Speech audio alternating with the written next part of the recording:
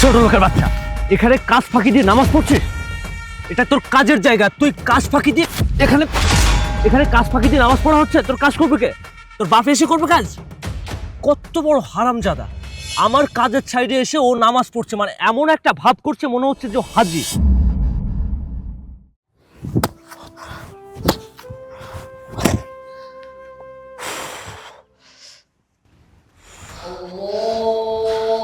আজান দিয়ে দিছে না, এখন আর কাজ করবো না।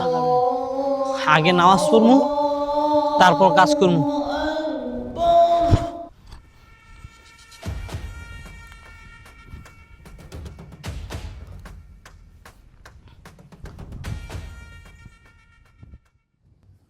আল্লাহু আকবার।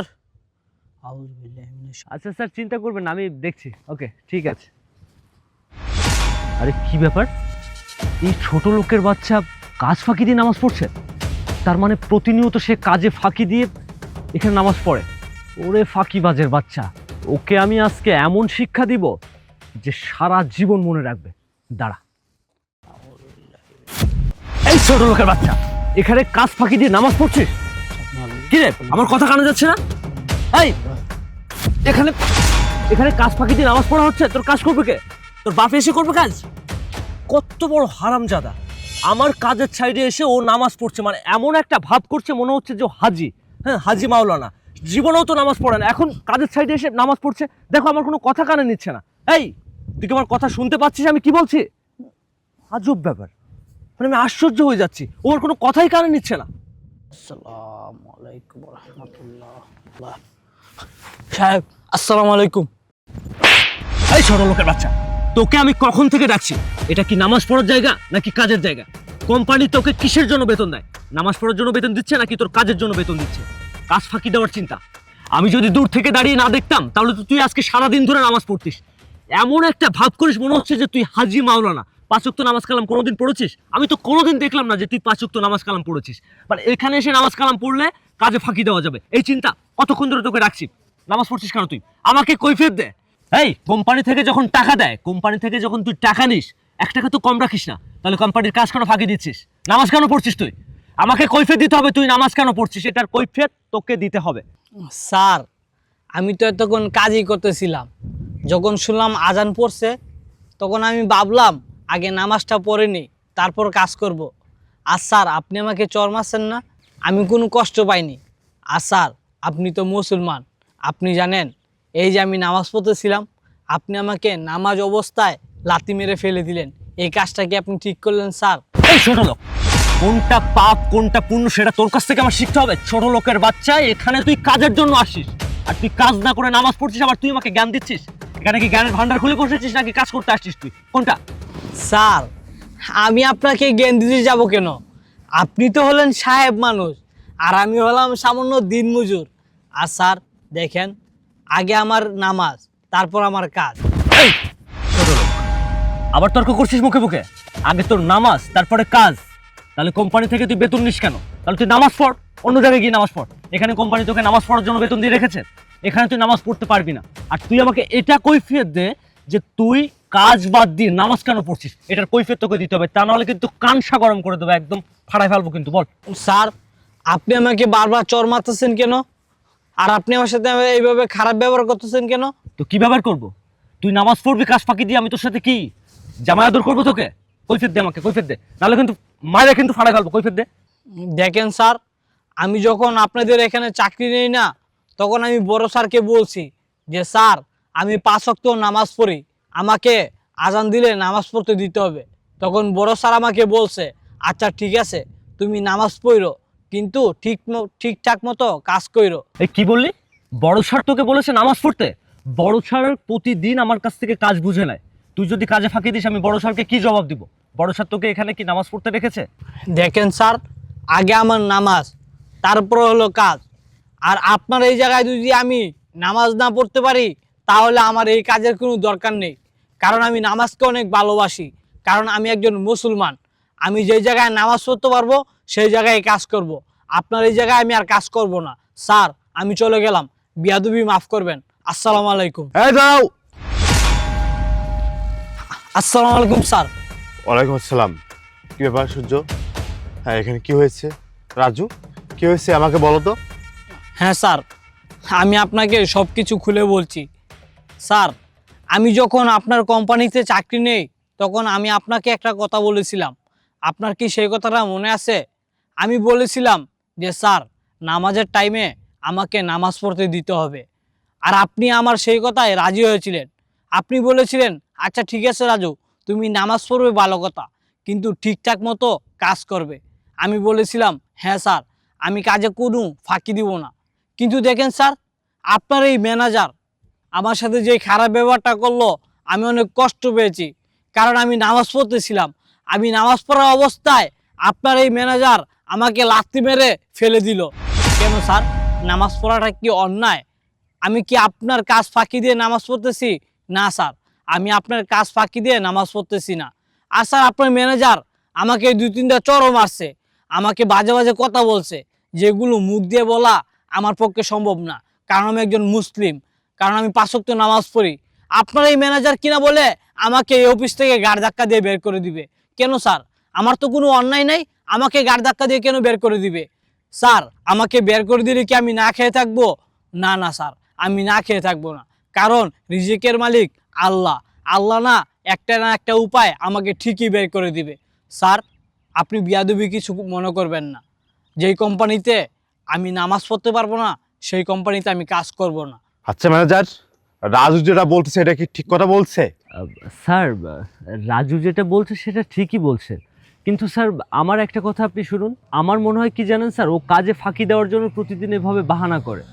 স্যার, আমি প্রায় সময় আসি, কাজের সাইডে এসে দেখি ও নামাজ পড়ছে।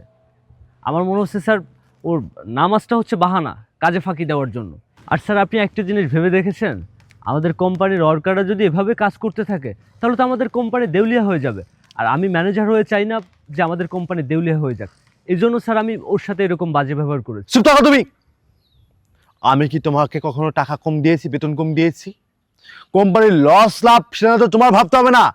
কোম্পানির লাভ লস ভাবার লোক আমার আলাদা আছে।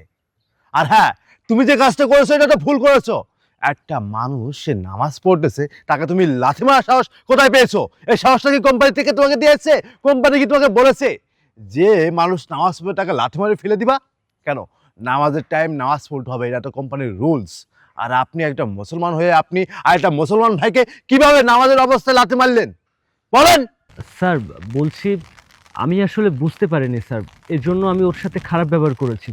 আমি স্যার আপনার কাছে রিকোয়েস্ট করছি স্যার, আমাকে তাড়িয়ে দেবেন না, আমি নিজের ভুলটা শুধরে নেব। না, আমি কখনো মাপ করব না। আপনার কত বড় সাহস! আপনি তো একজন মুসলমান। এই, আপনি দুনিয়াতে কয়েকদিনের জন্য আইছেন? সীমিত টাইমের জন্য আইছেন। চিরকাল কিন্তু এই দুনিয়াতে থাকবেন না। আপনি আমি কেউ থাকবো না। আমাদের বাপ দাদা কিন্তু এই দুনিয়াতে আইছিলেন। আমাদের সেই বাপ দাদা এখন আর নাই, দুনিয়ার থেকে বিদায় নিয়েছেন। আপনি কি আপনার পূর্ব মানুষের নামগুলো কি বলতে পারবেন? আপনার দাদার বাবার নাম, তার বাবার নাম, তার বাবার নাম বলতে পারবেন? বলতে পারবেন না। তারা কিন্তু দুনিয়াতে ছিলেন। আর আপনি আপনি থাকবেন না দুনিয়াতে বেশি দিন। আমি আমি আপনার স্যার, আমিও দুনিয়াতে থাকবো না। এই টাকা পয়সা অর্থ সম্পদ আমি কি কবরে নিয়ে যাইতে পারবো? বলেন। পারবো না।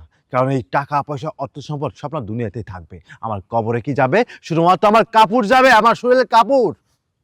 আর আমি দুনিয়াতে কোনটা ভালো কাজ করেছি সে ভালো আমলগুলো আমার সাথে কবরে যাবে। হ্যাঁ, আপনি কি আল্লাহর সামনে জবাব দিতে পারবেন যে দুনিয়াতে এই কাজগুলো আপনি করেছেন? একটা মানুষকে নামাজ পড়া অবস্থায় তাকে লাথি মেরে ফেলে দিয়েছেন। এই কথাগুলো কি আপনি আল্লাহর সামনে জবাব দিতে পারবেন? পারবেন না। তখন পারবেন না। আপনি তো 5 ওয়াক্ত নামাজ পড়েন না, আপনি তো নামাজ কালামই করেন না। তাহলে নামাজের মর্ম আপনি কি বুঝবেন? আপনি কখনো মসজিদে বারান্দায় গিয়েছেন? হ্যাঁ, গিয়েছেন? যান নাই। আর আপনি অন্য মানুষের বিষয়গুলো কেমনে করে বুঝবেন? শোনেন, আপনার মতো মানুষকে না আমার কোম্পানিতে রাখবো না। কারণ যে মানুষটা নিজে নামাজ পড়ে না, অন্য মানুষের নামাজ, সে আল্লাহর নাম ডাকতেছে। আর সব কিছুর মালিক তো আল্লাহ। সে কাজ হবে কি হবে না, আল্লাহ কোথায় কাকে নিয়ে যাবে, সেই সব কিছু ডিসিশন তো আল্লাহ। আর আপনি আপনি কি আমাকে কোটিপতি বানিয়ে দিবেন? হ্যাঁ বলেন। আল্লাহ যদি না বানিয়ে দেয়, আপনি তো বানিয়ে দিতে পারবেন না। আর আল্লাহ তো সব কিছুর মালিক তো আল্লাহ, সব কিছু দেওয়ার মালিক আল্লাহ। আল্লাহর কাছে চাইতে হয়। আর আপনারা আমার কাজের সাইটে এসে এই মানুষগুলোর সাথে বাজে ব্যবহার করেন। যাই হোক, আজকে আমি সব কিছু আমার নিজের চোখে দেখেছি। আমি কখনো আশা করতে পারিনি আপনি আমার ম্যানেজার হয়ে এই ধরনের কাজটা আপনি করতে পারবেন। যাই হোক, আপনার সাথে এখন আর কথা বলার টাইম আমার নাই। আপনি আমার কোম্পানি থেকে এক্ষুনি চলে যাবেন। আপনার মতো ম্যানেজার না আমার কোম্পানিতে না থাকার অধিকার নাই। আপনি এক্ষুনি আমার সামনে থেকে যান, যান বলছি। স্যার, আপনি ওনাকে মাফ করে দেন, কারণ উনি তো ওনার ভুলটা বুঝতে পারছে। চুপ থাকো রাজু তুমি। যে মানুষ এত বড় অন্যায় করেছে তাকে মাপ, সে তো মাপ পাওয়ার যোগ্য না। কারণ আল্লাহ মনে হয় তাকে মাপ করবে না। আরে রাজু, তুমি তো 5 ওয়াক্ত নামাজ কালাম করো। তুমি যখন আমার কোম্পানিতে প্রথম আইছিলে তখন তুমি কিন্তু আমাকে বলেছিলে, স্যার আপনি আমাদের যত খুশি কাজ করান, কিন্তু নামাজের টাইম কিন্তু আমাকে ছেড়ে দিতে হবে, কারণ আমি 5 ওয়াক্ত নামাজ কালাম করি। আমাকে আগে নামাজ পড়ে দিতে হবে। আমি কিন্তু তোমার এই কথাটা শুনে কিন্তু আমার খুব ভালো লেগেছিল যে আগে নামাজ, কারণ দুনিয়াতে আল্লাহ পাক সীমিত টাইমের জন্য পাঠিয়েছেন। সেই আল্লাহর নাম যদি আমরা না নিই তাহলে আমরা নিব কবে বলেন? আজকে আপনার সামনে আমি কথা বলতেছি, 1 সেকেন্ড পরে আপনার এই স্যারও নাও থাকতে পারে। ওই আল্লাহর সামনে আমার সব জবাব দিতে হবে। তার দুনিয়াতে একটু ভালো কাজ তো আমরা করতে পারি, যেমন তুমি করতেছো। কারণ এই দুনিয়াটা তো সীমিত টাইমের জন্য, ক্ষণস্থায়ী, চিরস্থায়ী না। যাই হোক রাজু, তুমি চুপ থাকো। ওনার কোনো মাপ হবে না, ওনাকে বিন্দুমাত্র মাপ আমি করবো না। যে মানুষটা নামাজের অবস্থায় একটা মানুষের লাথি মেরে ফেলে দিতে পারে, ওই মানুষটা আমার কোম্পানিতে চাকরি করতে পারবে না। যাও বলছে আমার সামনে থেকে, যাও। রাজু, আমি আসলে লজ্জিত। আসলে আমার ম্যানেজার যেটা করেছে অনেক বড় অন্যায় করেছে। আর তুমি তো বলেছিলে আমাকে যে স্যার আমি আপনার এখানে কাজ করতে পারি, একটা শর্ত আছে। আমি তোমাকে বলেছিলাম কি শর্ত? তুমি আমাকে বলেছিলে স্যার আমাকে নামাজের সময় হলে হ্যাঁ আমাকে নামাজ পড়তে সময় দিতে হবে।